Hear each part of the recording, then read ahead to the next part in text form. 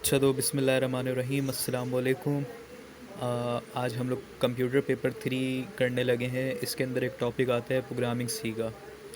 तो अच्छा 3 लैंग्वेजेस देंगे आप लोगों को, सी प्लस प्लस दे देंगे, पास्कल दे देंगे और प्रोग्रामिंग सी दे देंगे। तीनों में से किसी एक के अंदर आपको प्रोग्राम बनाना होगा। तो प्रोग्राम तो आप लोग तभी बना सकते हो जब आप लोगों को प्रोग्रामिंग आती हो थोड़ी बहुत। तो फ़िलहाल अभी काफ़ी टाइम है तो इसलिए मैंने सोचा आप लोगों को थोड़ी सी प्रोग्रामिंग सिखा देता हूँ। अच्छा, तो प्रोग्रामिंग स्टार्ट करने से पहले सबसे पहले आप ये समझ लो ये लैंग्वेज होती क्या है। जैसे हर इंसानों के अंदर लैंग्वेजेस होती हैं ना, डिफरेंट टाइप की। अरबी है, फ़्रेंच है, पंजाबी है, पश्तो है, दर्री है, और इसी तरीके से डिफरेंट काइंड ऑफ लैंग्वेजेस मौजूद हैं दुनिया के अंदर इंसानों में। वैसे ही कंप्यूटर के अंदर भी जो है डिफरेंट टाइप ऑफ लैंग्वेजेस होती हैं, जैसे जावा है, पाइथन है, सी शार्प है, फ्लटर है। इस तरीके से डिफरेंट टाइप की लैंग्वेजेस मौजूद हैं।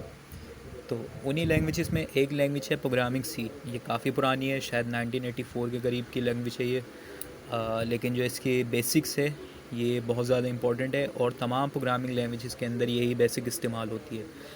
तो स्टार्ट करते हैं वक्त ज़ाया किए बगैर। तो यार देखो, अगर आप लोग कुछ भी प्रोग्राम बना रहे हो ना, तो प्रोग्राम बनाने के दौरान एक चीज़ जो है आप लोगों ने याद रखनी है, और वो ये है कि जैसे क्या कहते हैं, कमेंट देना। कमेंट देने का मतलब क्या होता है? कमेंट देने का मतलब ये होता है कि जैसे यार आप लोगों ने जो है एक प्रोग्राम बनाया। जैसे मैं ये कह देता हूँ, यहाँ पर जो है मैंने बनाया है इंटीजर, मैंने एक 1 दिया है और एक फोर लूप चलाया है और ब्ला ब्ला ब्ला जो भी चल रहा है और एंड कर दिया मैंने, ठीक है।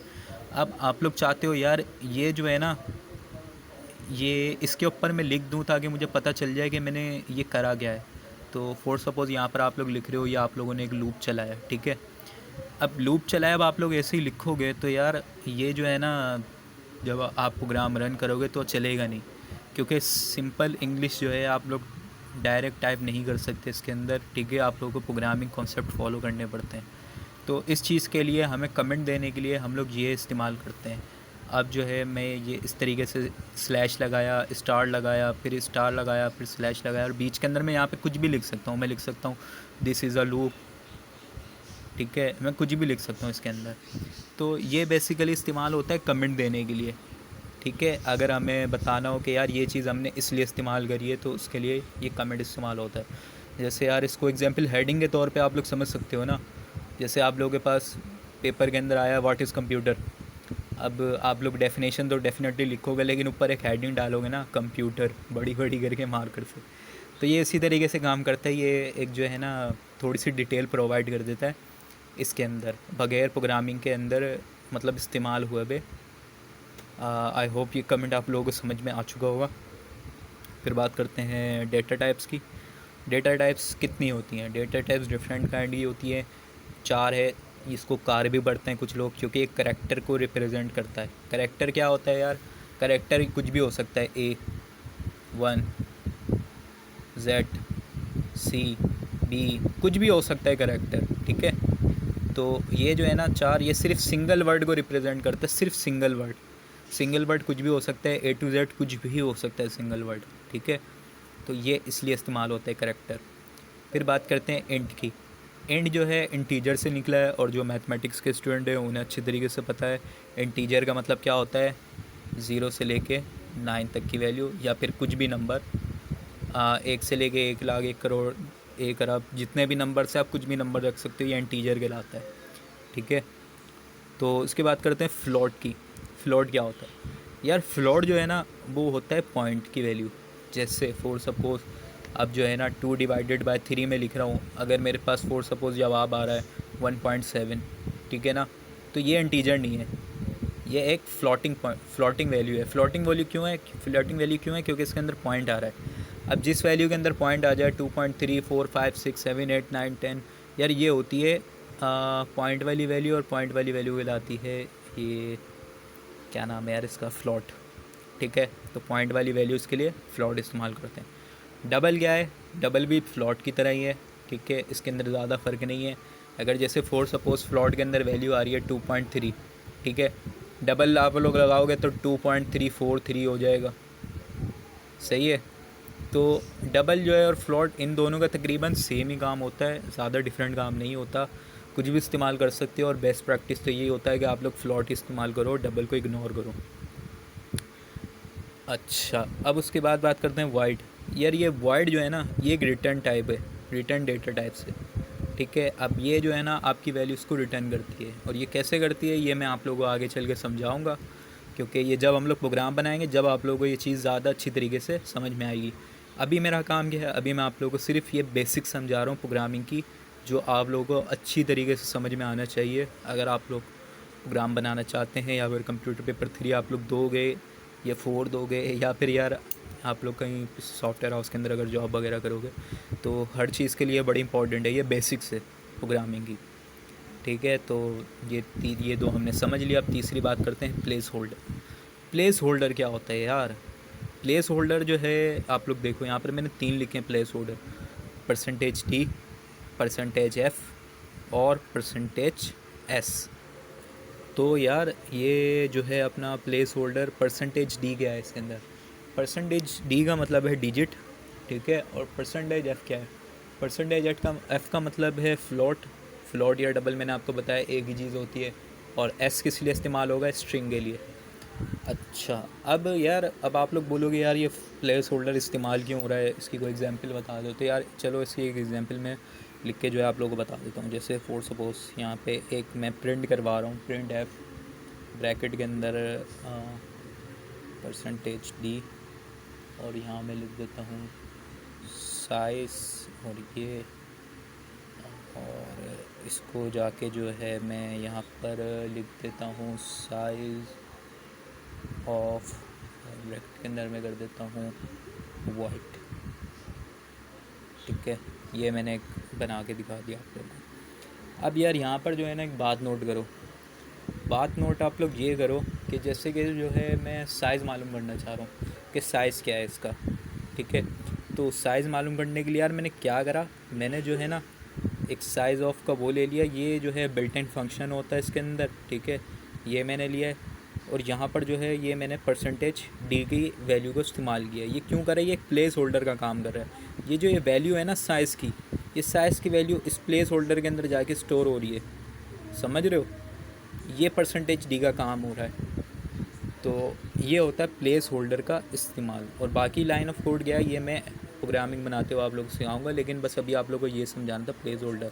मैं अगेन रिपीट कर देता हूँ, कमेंट का मतलब ये होता है कि आप लोग कुछ भी अपना लिख सकते हो, बता सकते हो, डिटेल दे सकते हो।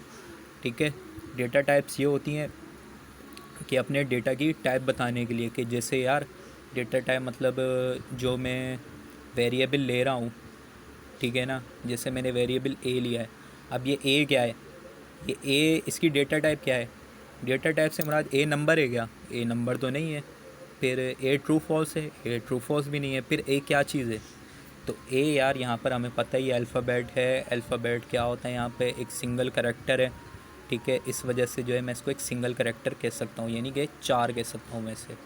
ठीक है, अगर मैं कह देता हूँ कि यहाँ पर जो है लिखा है एक वेरिएबल है, वेरिएबल के अंदर लिखा है आयशा, आयशा नहीं अली, अली लिखा है। ठीक है, तो अली यहाँ पर क्या है? अली सिंगल कैरेक्टर तो नहीं है, अली तो 3 कैरेक्टर से मिल के बना है। तो अली क्या कहलाएगा? अली कहलाएगा एक स्ट्रिंग।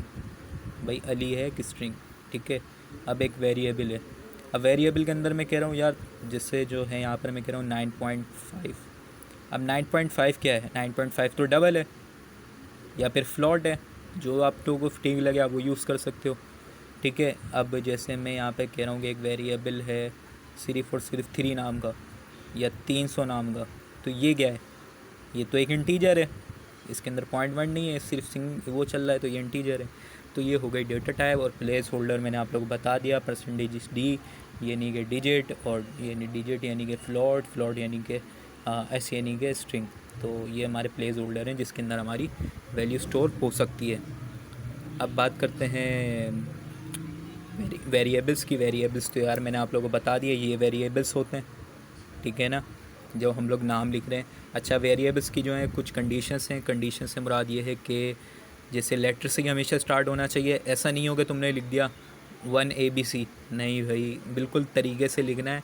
जैसे तुमने एक वेरिएबल बनाया, तुमने बनाया भाई ये जो है मुझे अपना डेटा स्टोर करवाना है, किसके अंदर करवाना है, एक बॉक्स के अंदर करवाना है। तो वेरिएबल का नाम तुमने दे दिया बॉक्स। वेरिएबल तुम रख सकते हो, इमरान हो गया, सलमान हो गया, आयशा हो गई, अरसलान हो गया, तुम कुछ भी नाम रख सकते हो प्लेस होल्डर के अंदर, वो वेरिएबल के अंदर। वेरिएबल के अंदर पहली कंडीशन क्या है कि हमेशा लेटर से स्टार्ट होगा। और हाँ, अगर जैसे बड़ा नाम है, जैसे यार मेरा पूरा नाम है इमरान नहीं, ठीक है, अब मैं इमरान लिखा, अब मैंने जो है ना यहाँ पे एक अंडरस्कोर लगा दिया और उसके बाद मैंने लिख दिया नहीं, तो ये भी एक वेरिएबल है। वेरिएबल को दो हिस्सों के अंदर तोड़ सकते हैं हम लोग, हाँ, ये इस्तेमाल करके, इसको कहते हैं अंडरस्कोर, ठीक है। तो अच्छा, अब इसके बाद मैं ये भी कर सकता हूँ, इमरान नहीं 9 भी लिख सकता हूँ मैं, इमरान के बाद आई के बाद 2 लिख सकता हूँ, आई के बाद 3 लिख सकता हूँ।